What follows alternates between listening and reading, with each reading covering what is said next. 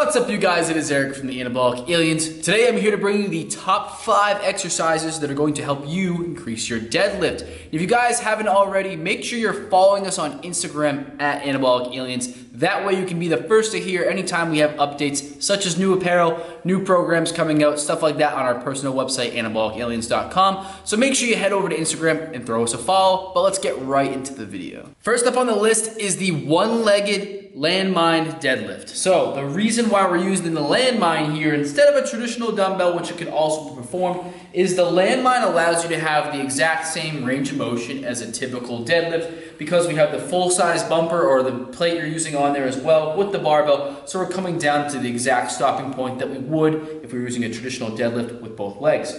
But for the sake of this exercise, we're going to free up one leg. So this leg's going to disappear. We're going to reach down, we're going to grab the barbell. We're going to make sure our chest is up, so we have that thoracic extension, shoulders are back. We're going to start here, pull up, balance ourselves, come back down all the way until it hits here, and then right back up.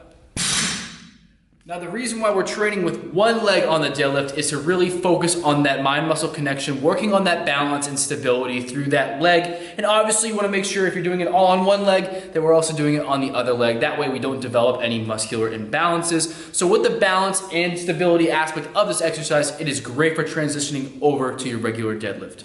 Exercise number 2 is going to be the speed deadlift. Now, whatever your typical stance is for your deadlift, you're going to do the same thing. So for me, that's conventional. You can do sumo if you want, if that's your deadlift. So for the sake of this exercise, everything remains exactly the same. We're going to set up with the bar. The difference is we're going for speed here, which means we're going to have to go lighter because obviously you're not going to be able to move heavy weight faster on demand. So going lighter here, everything remains exactly the same.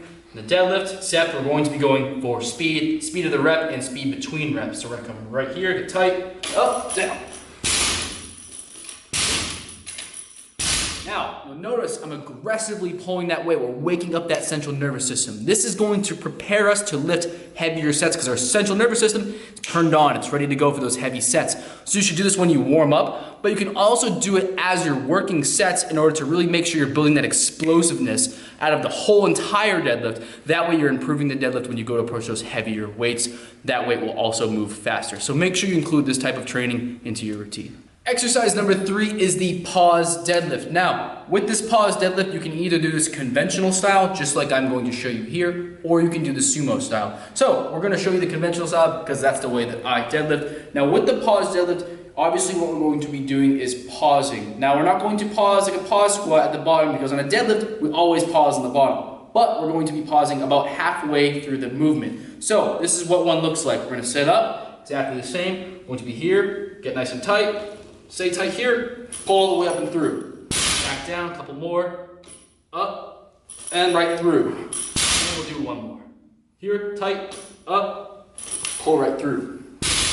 So the reason we're pausing during the middle of that rep is that's because where a lot of people lose their tightness during the deadlift, and a lot of people, their form starts to break down. Maybe their hips kick back or their lats disengage and that bar gets away from their body. So what we're doing is we're keeping the tightness during that tough part of the rep, and that's going to translate to overall tightness better all during the lift. We're killing that momentum right in the middle of the rep, so we have to stay extra tight in order to pull the rest of the way through. So we're working basically the entire deadlift. The bottom half is still there, we're pausing the middle, working on that sticking point, and we're pulling right through at the top. So it's a great exercise to add if you're trying to improve your deadlift, especially at your sticking points. Exercise number 4 is going to be the sumo deficit deadlift. Now the reason we're going to do this sumo is to work on the hips and the glutes. So basically what we're going to do is stand on 2 45-pound bumper plates here. You can obviously use different sized plates if you need to increase your deficit or decrease it. So we're going to do a few reps just to show you what it looks like. So we're going to come down here, butts down, chest up, weight right in the back of our heels here, staying nice and even. Up, up. Now, as you can see, out of the bottom of the movement, we're increasing the range of motion because the bar is going to be lower down than if the deficit was removed, which would put the bar right about here. We're exploding right through the glutes to prevent ourselves from kicking our hips back. So when a lot of people deadlift, especially during conventional deadlifts, I notice more often that you'll see the hips shoot up. So what that looks like is here, maybe the weight's too heavy on the bottom, so you'll kind of come here, shoot the hips up, and then we basically roll forward enough. And that's not what we want to do here.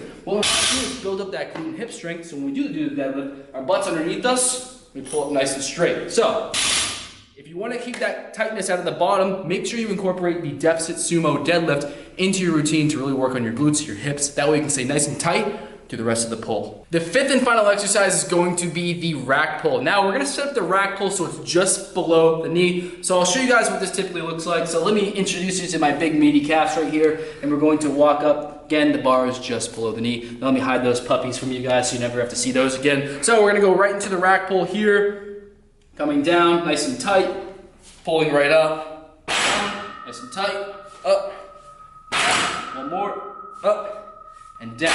Now, as you can see, the rack pull is going to work that upper half explosion. We're working on the lockout portion of the movement. We're able to overload. We can handle a lot more weight pulling from just below the knee than we can from pulling directly from the floor. So that will allow us to turn on our CNS, which will make it easier for us to handle those heavier loads on the regular deadlift, because the rack pull, you can handle much more weight with that. So make sure you add this exercise into your routine if you want to really increase and overload your deadlift. So I hope you guys like this video. Make sure to smash the thumbs up button if you liked the video. Make sure to leave a comment down below to let us know that you exist, and I can say hi to you down in the comments down below. Make sure you subscribe to the channel. That way you get all of our videos, and if you want to make sure you never miss a video, hit that notification bell. That way you get all of our updates. Make sure you follow us on Instagram too. Guys, we have an Instagram at Anabolic Aliens. Very simple. Go follow us. That way you can check out some sexy pics of Mike and I. So until then, guys, I will see you in the next video. Peace.